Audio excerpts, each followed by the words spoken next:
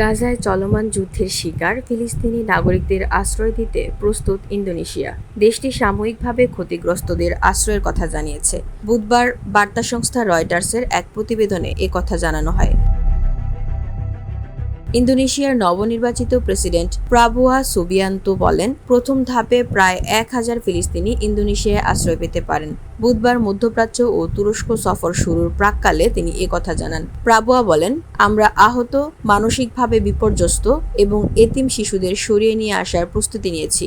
তারা এখানে নিরাপদে চিকিৎসা ও পুনর্বাসন পাবে যতক্ষণ না গাজার পরিস্থিতি স্বাভাবিক হয়। তিনি বলেন, ফিলিস্তিনি কর্তৃপক্ষ এবং সংশ্লিষ্ট অন্যান্য পক্ষের সঙ্গে দ্রুত আলোচনা করতে পররাষ্ট্রমন্ত্রীকে নির্দেশ দেওয়া হয়েছে।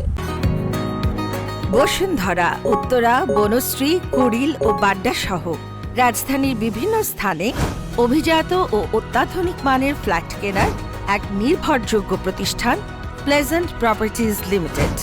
তাই আপনার স্বপ্নের আবাসনের জন্য আজই যোগাযোগ করুন।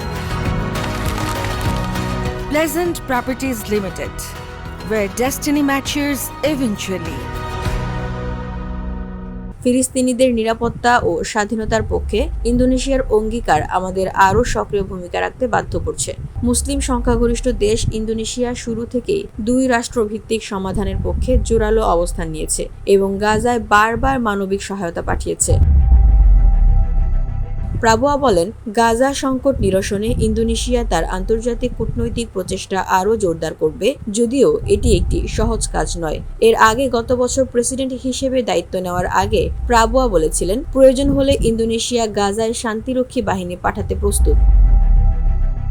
2 মাস আগে ইন্দোনেশিয়ার পররাষ্ট্র মন্ত্রণালয় জোর দিয়ে বলেছিলেন, ফিলিস্তিনিদের জোরপূর্বক বাস্তুচ্যুত করার যে কোনো উদ্যোগকে আমরা দৃঢ়ভাবে প্রত্যাখ্যান করি, যা ছিল সাবেক মার্কিন প্রেসিডেন্ট ডোনাল্ড ট্রাম্পের একটি প্রস্তাবের প্রতি প্রতিক্রিয়া।